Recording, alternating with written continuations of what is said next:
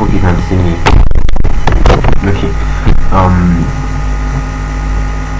Evening, or rather, for me it's morning right now. It's already late. I'm supposed to be asleep, and I just had a meal.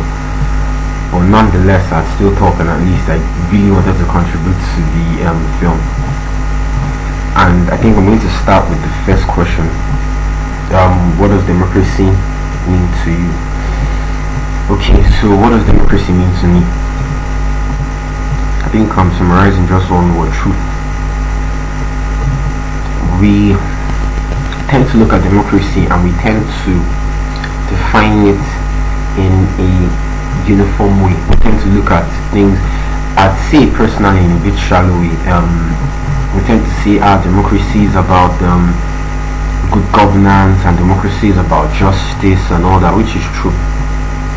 But in all things, democracy is about truth. I think right now, before I get to the point of talking about internal democracies, I'll talk of external democracies in the global scale. A lot of the first world countries and the first world democracies have actually been sustained by their continual deprivation, their continual exploitation of third and even some second world countries, and that's the reason why their democracy has been so stable in a sense.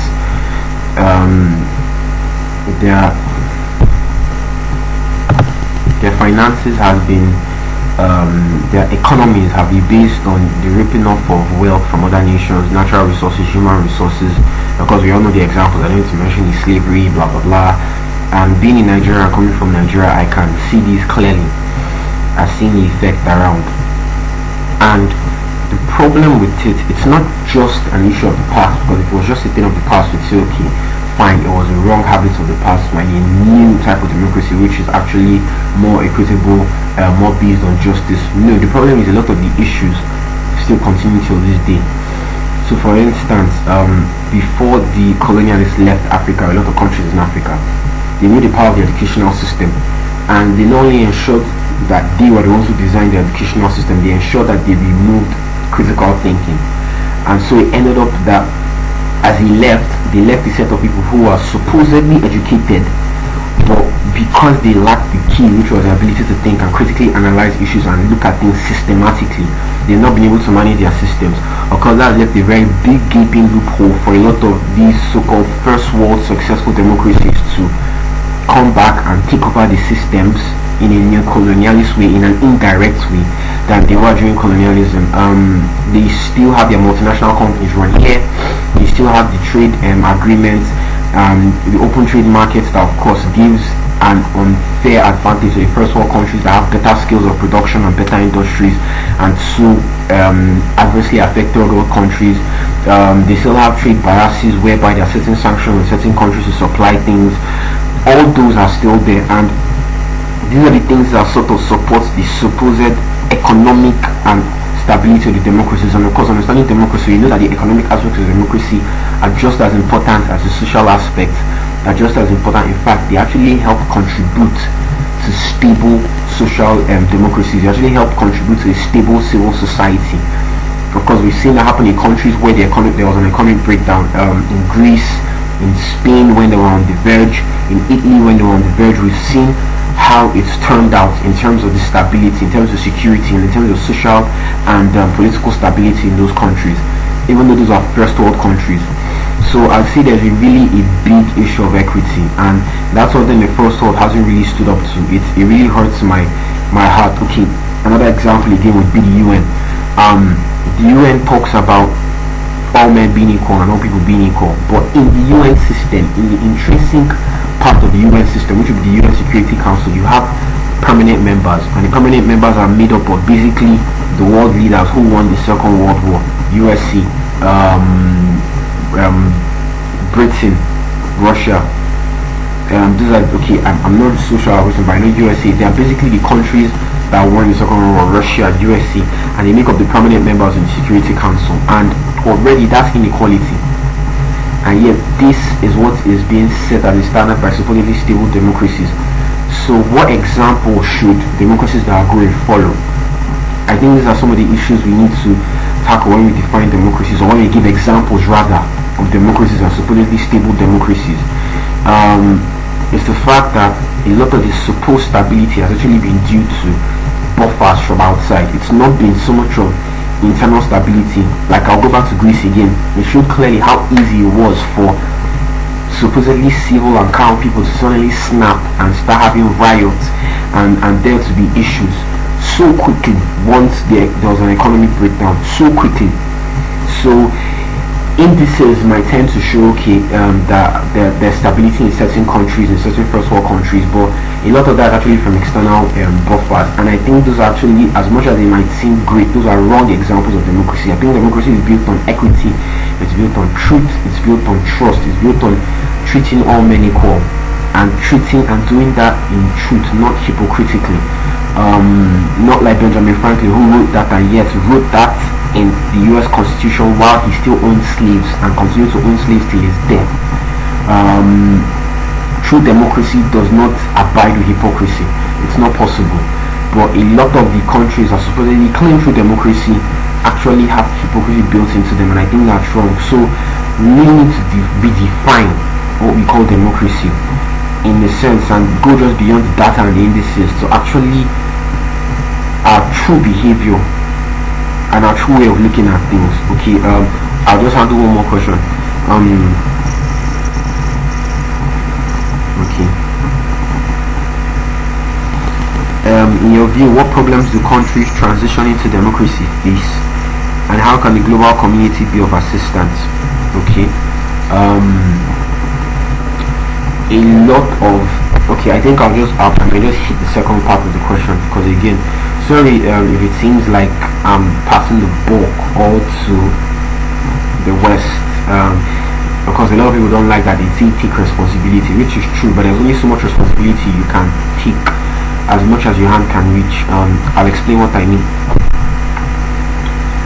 There's been an issue that's been on my mind for a long time, and it's been wars in Africa, on my continent. It's even been, I live in Nigeria now.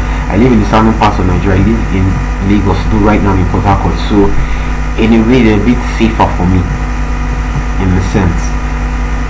But sometimes I'm even afraid for that safety. Because then we have the north, and we have parts of the north that have been very unstable. We've had the rise of Boko Haram, an offshoot of Al Qaeda in Africa, a sister organization to the Al Shabaab. Because even when there was the war in Central African Republic, we've seen a lot of movements of both Boko Haram members and Al Shabaab members into Central African Republic to help fight the genocidal war that's occurring right now, and I'll get to that. So basically in Nigeria there's been an issue of instability, but over here it's still a bit better. In places like Mali, in places like Central African Republic, in places like Somalia, in places like Sudan, there have been so many crazy, needless wars. But my issue is not so much about the wars and the origin, whether religious or ethnic or not. My issue has been the weapon supply. Now, and I'll link this to aid. Now, every time there's an issue in Africa, every time we have seen a major drought that causes a large amount of famine, or some celebrity runs around to try to gather resources to help the starving children in Africa, sometimes ignorantly, like Bono, who was trying to gather resources to buy begging bowls. Very awful stain on our history. Every time that has occurred, we've always seen the international community step up to the plate, even though sometimes slowly, but they've always stepped up to the plate. But now a lot of people are beginning to look at it and really beginning to see the truth in it, and see that a lot of the aid that they've been given is not helpful and not needful. That a lot of the strength of Africa and the development of Africa as a continent should come from itself and within itself. And I also believe that the countries who give this aid, they understand this clearly. So why are they always still giving aid? Now, there could be the altruistic reason, but we've seen a lot of times from their late replies, like in Rwanda they were late, in Sudan they were late, and in Central African Republic it's seen almost like they are late already. So many atrocities have happened, made clear for a long period of time before the international community has finally decided to step in. And I think that has made it clear that a lot of times their stepping in has been more about pressure than about moral views and moral opinions and a moral urge to do what's right. So then it's the second reason why they stepped in, which would be guilt. And that guilt is what creates the pressure that makes them finally step in and finally give the aid and finally help the nations. But why are they guilty? I'll explain why. Wars are fought in Africa, but in Africa we really don't make weapons. We don't have so many strong industries, and we especially don't have industries that manufacture weapons. Not of missiles, not of guns, not of submachines, not of automatics. We don't have those industries. But yet there's always an abundance of those weapons in Africa. Where are they coming from? The obvious answer would be weapon traders, weapon salesmen, and of course those are just businessmen. But those are businessmen who pay tax in their countries where they come from, and the tax is accepted. And those are businessmen who do such a business in the world, openly selling weapons that help start and continue wars and atrocities, selling weapons to both sides, selling weapons to enemies, providing weapons even to people who are on terrorist lists, openly in a global world that supposedly has a global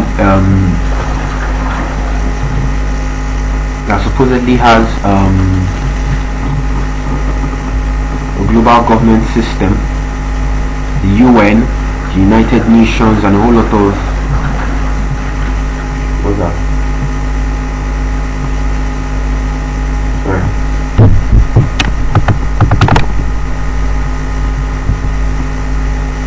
They supposedly have a whole lot of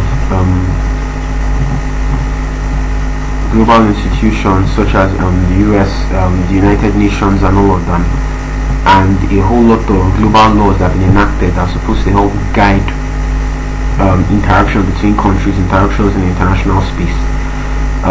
There's even Interpol as an international police force.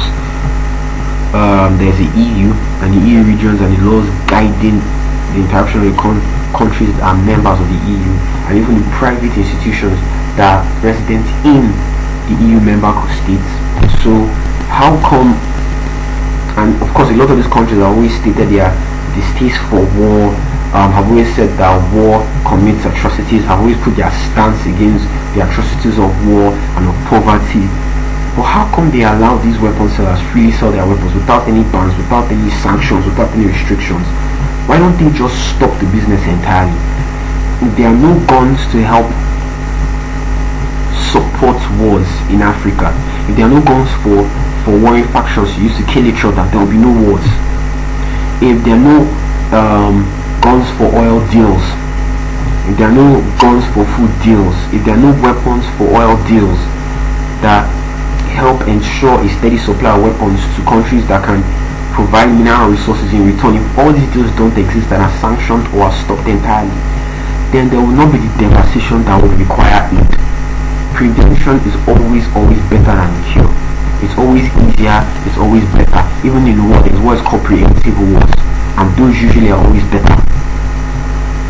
So why would the international community, the so-called first democracies, the so-called stable democracies, allow such things to occur under their observation, only to now have to come back and then spend resources again to give in to issues that don't need to happen if they are simply stop the supply of the weapons, the supply of the funds, if they are simply stop the gathering of the organizations?